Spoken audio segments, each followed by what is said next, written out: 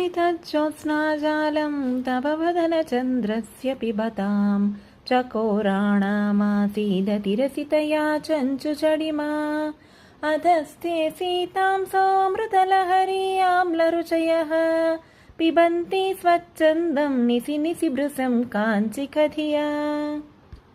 శ్లోక భావార్థం తెలుసుకుందామండి.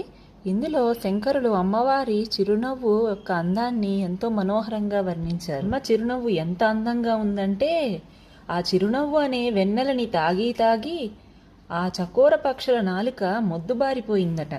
చకోరాణామాసీదతిరసితయా చంచు జడిమా అన్న మాటకు అర్థం అదే. స్మితజ్యోత్స్నాజాలం అంటే వెన్నెల వంటి చిరునవ్వు అని అర్థం. అమ్మ మోము చంద్రబింబం అని తెలుసుకున్నాము కదా, అందుకే ఆవిడ చిరునవ్వుని వెన్నెలతో పోల్చారు స్వామివారు.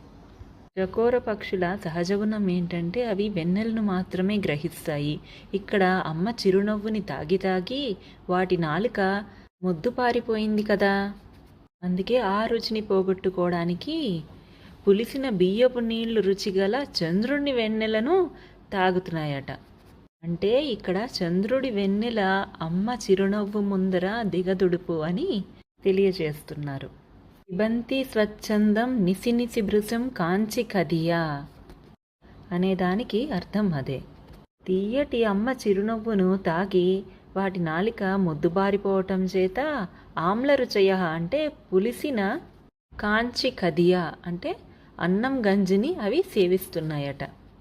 నిసి నిసి భృశం పిబంతి అంటే రాత్రులలో అధికంగా తాగుతున్నాయి. మరి రాత్రులలో తాగే వెన్నెల చంద్రుడిదే కదా, అంటే చంద్రుడి వెన్నెలను ఇక్కడ పులిసిన అన్నపు గంజితో శంకరులు పోల్చారు. అమ్మ చిరునవ్వు సౌందర్యాన్ని తెలిపే ఈ శ్లోకం ఎంతో మహత్తరమైనది. లలితా సహస్రనామ స్తోత్రంలోని మందస్మిత ప్రభాపూర మజ్జత్ కామేశ మానస అన్న నామాన్ని ఈ శ్లోకంతో మనం అనుసంధానం చేసుకోవచ్చు. చిరునవ్వు ప్రసన్నతను, నిర్వికారాన్ని, సర్వజ్ఞతను, చిదానంద తత్వాన్ని, కారుణ్యాన్ని, ఇంకా నిర్మలత్వాన్ని తెలియజేస్తుంది. ఇవన్నీ తెలియజేసే అమ్మవారి చిరునవ్వుకు అందుకే అంత ప్రాధాన్యం. అందుకే పరమశివుడి తలపై ఉన్న చంద్రుడి కన్నా ఎంతో సొగసైనది అమ్మ చిరునవ్వు అని ఈ శ్లోకంలో చెప్పబడుతున్నది. అటువంటి అమ్మ గొప్ప చిరునవ్వును ధ్యానించటం అనేది ధ్యానంలో ఒక శక్తివంతమైన సాధనగా మనకు స్పష్టమవుతోంది కదా. అందుకే దేవతా ధ్యానంలో మందహాస వదనం అనేది ఎంతో ప్రాధాన్యం వహించింది. మనం కూడా ఆ పరదేవత యొక్క అందమైన చిరునవ్వును రోజు ధ్యానం